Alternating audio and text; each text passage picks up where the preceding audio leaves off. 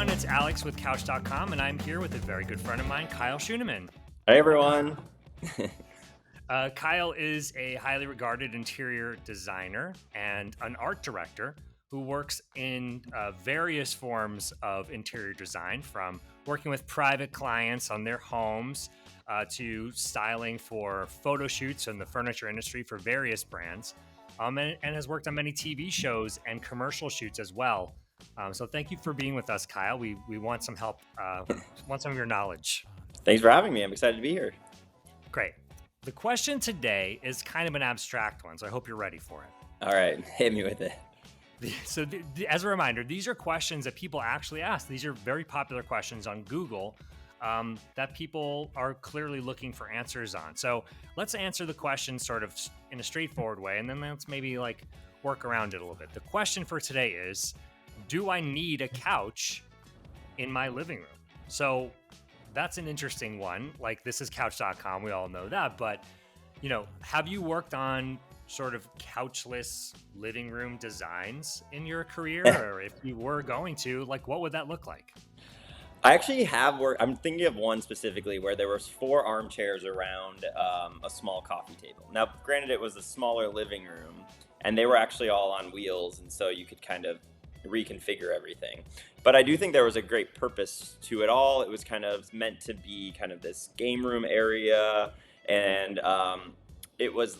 I actually find a chair really comfortable, and this client did as well, and so they kind of wanted to do that.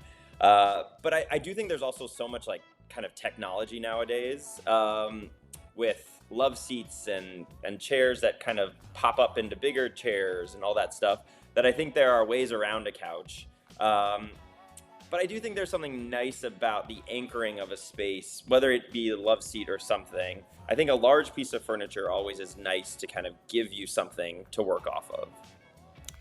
That's actually a really good point. I wasn't thinking about that.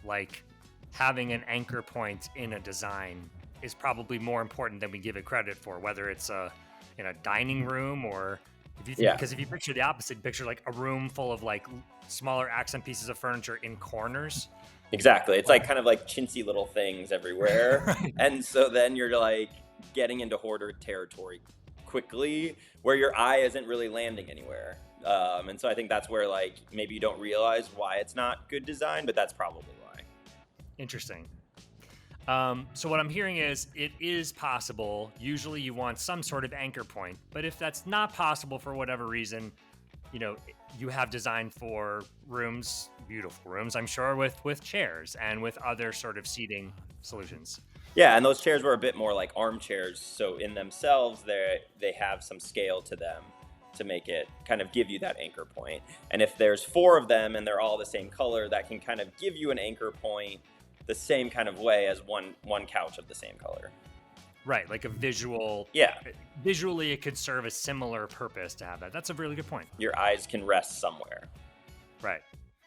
So you said something before about technology and just, different sort of designs and innovations in the couch space. And, we cover that and we're aware of that. Right. Too. There's a lot going on out there.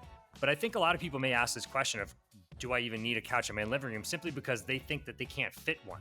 Now, you've written a book in your past, the First Apartment book. I have. And I'm sure and have designed for many small spaces. Right now, you literally live in a loft in Chicago, correct? Yep.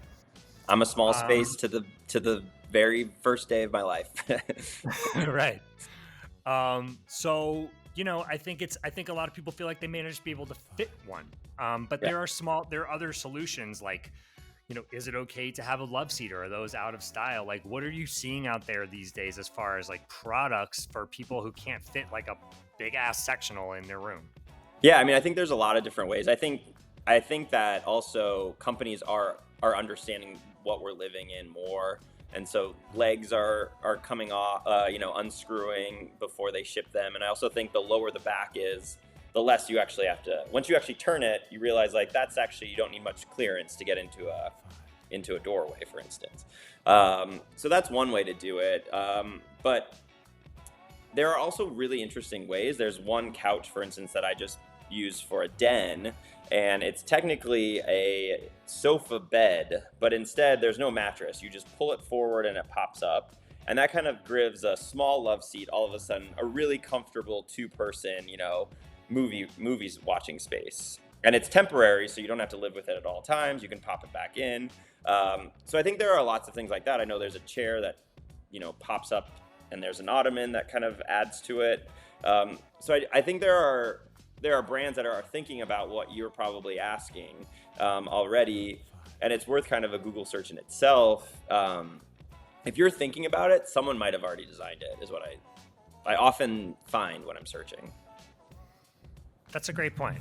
And it's really good to know that people aren't relegated to just sort of like the normal, traditional, like this is what a living room or a space should look like. And I think that's the point of our discussion today. Yeah, 100%. I think it's becoming more based in who you are instead of your space dictating to you. For a loft, it's like this, it's just one space. So you get to kind of determine how you use it.